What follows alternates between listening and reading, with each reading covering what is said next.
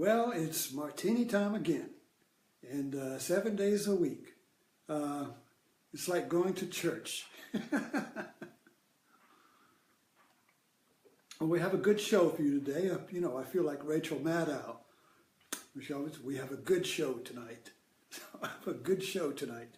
And it really came about by a conversation this afternoon with a deacon of a local church, and he was here to get some video work done, and we just had this long conversation. And his little church is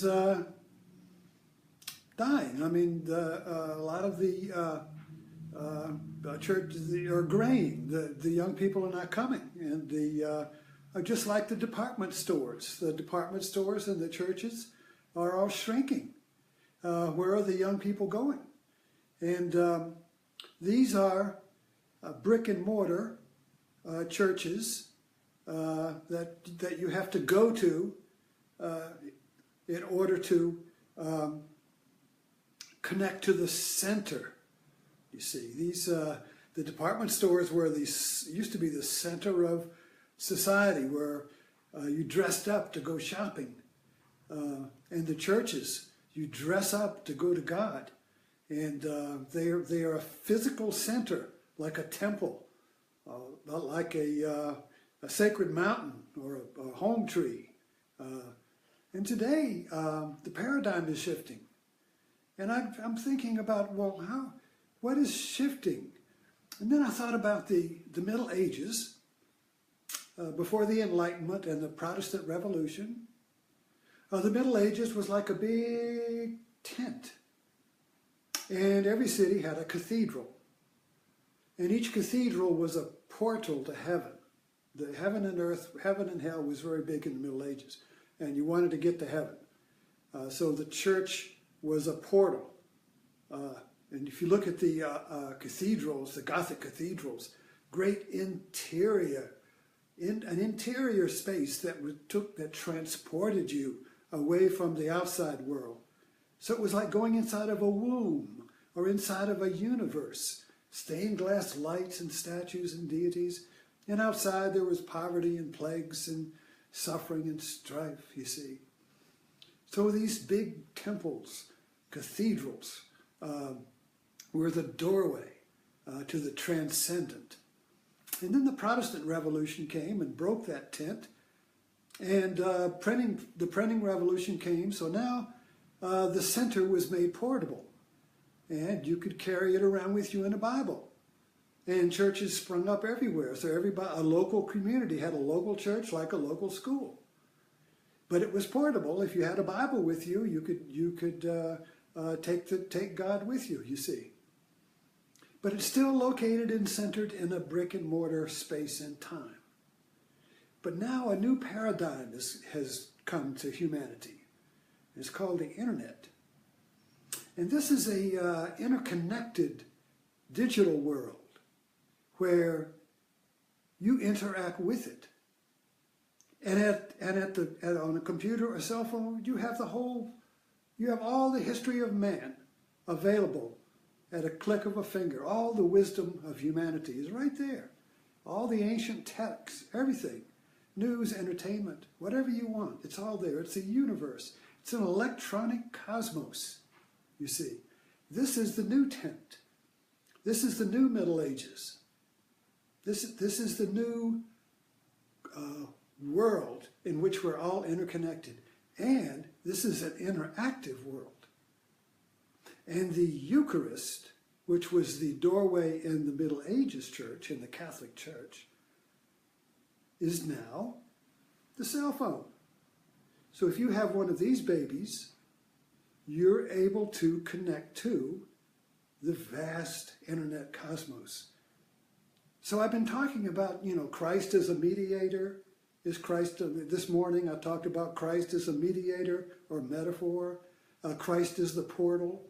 Christ is the bridge between God and the universe, or God, man and the universe, or God, you see. Well, here's the new Christ, you see. This is the mediator. This is the portal. If you have one of these, it's like having a Bible. You have access to God And not God as a deity, but God as the totality. God is the one without a second. See, the internet is one without a second. There are not two internets. There's one internet. And when you go into the internet, social media, blogs, or whatever, however you go, you're interactive. You are a co-creator in this universe. In the land universe of brick and mortar, you're created. In the internet universe, you're a co-creator. You participate in it, you see. You create it yourself, and you're created by it. So you're created like an artist. But in the land universe, we are created. We're just a bunch of its walking around being created and having to obey the law of either religion or society, you see. But the internet is lawless, all right? So I got to thinking, that this is the new Bible. This is the new portal, the new Eucharist. And this is where the young people are, They don't go to Macy's. They don't go to shopping malls. The malls are dying. The old department stores are dying. Everyone's on Amazon or other or internet shopping, you see. So there's a different paradigm. And this makes things very confusing because these two paradigms are vying for control. One's dying, one's coming up. And so we hold on to the old. We can't understand the new. And so the older people don't want to mess with the internet. Can't get on Facebook and all that. So they're still in the dinosaurs. And the new paradigm is coming in, which is interconnected. Now, a great way to compare these two, which we all experience, is go for a trip and put your GPS on the dashboard and put your wife or your husband next to you with a flat map. Now, in the flat map, the map stays the same. So you say, well, I'm here and I got to get there, and there's one way to go. And if I don't go that correct way, your navigator is going to say, you're an idiot. You made the wrong turn. There's only one way to go. Get back in there. Make a U-turn. Go back there. There's only one way to go. And if you don't obey that one way, you're either a sinner or an idiot. GPS map, you make the wrong turn. The navigator never breaks stride and says, turn right, turn left. You can't make the navigator mad at you and call you an idiot. There's no sin on the GPS. You're always going home. You can go all the way around America and you're still going home. See that? That is in the GPS world, when you move, the world moves around you. The world fits around you like a glove, you see. On the flat map, you move, but the world doesn't move. The map doesn't move. You have to conform to the map. It's stable. In the internet world, the map of the cosmos is fluid. And it's like the outside of a glove. You're the inside of a glove. The internet is the outside of the glove. It fits around you. You go here, you go there. The world fits around you.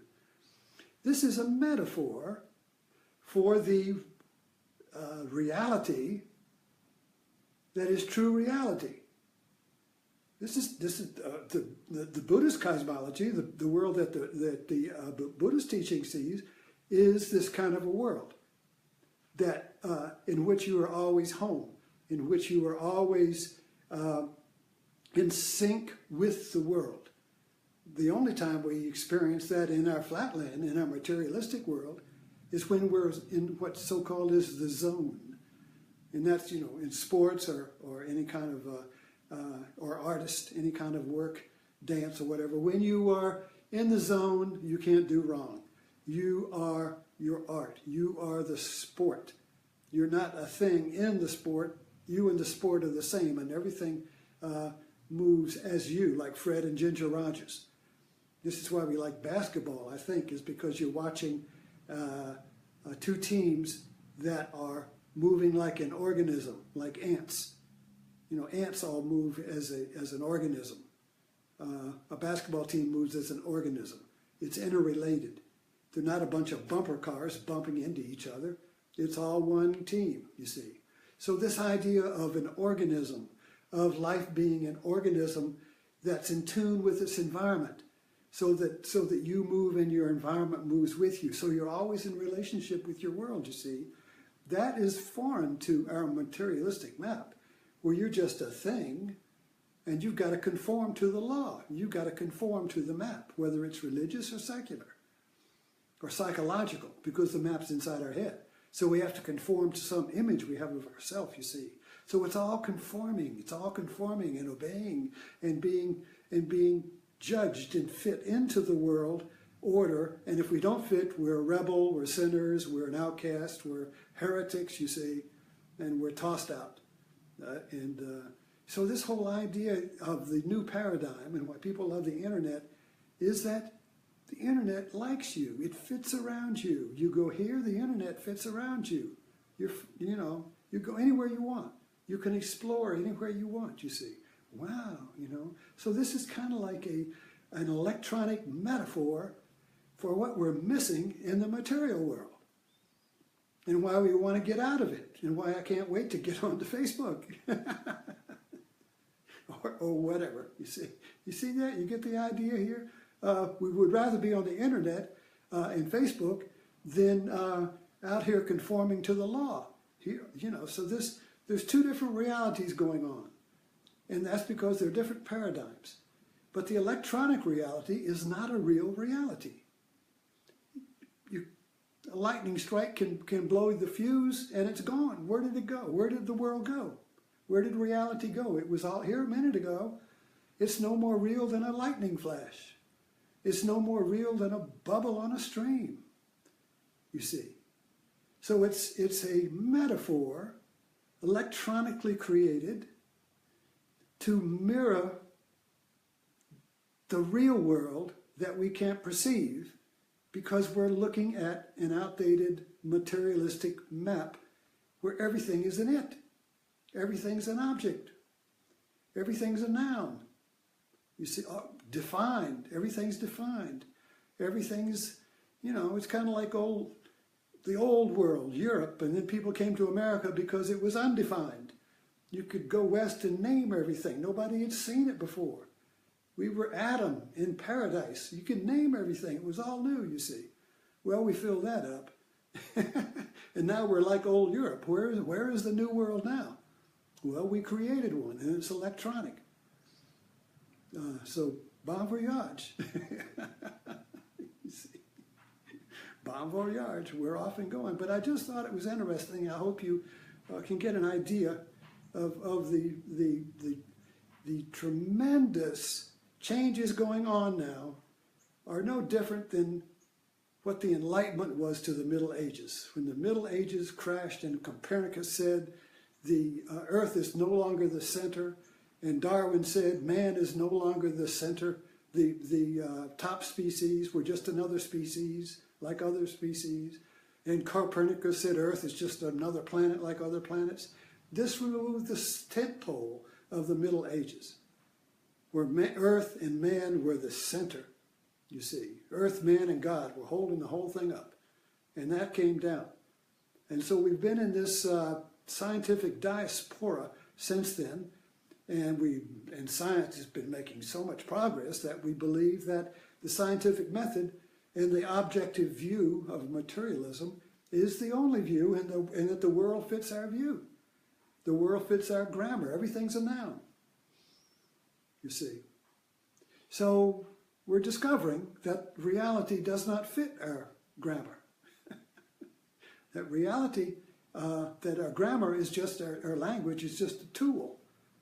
It's not a description of reality as it is, you see. So anyway, let's end there. And I hope this insight excited me, so I hope it interests you. And we can pick it up on my page. And anyway, I'll see you in the morning. Who knows what will pop up?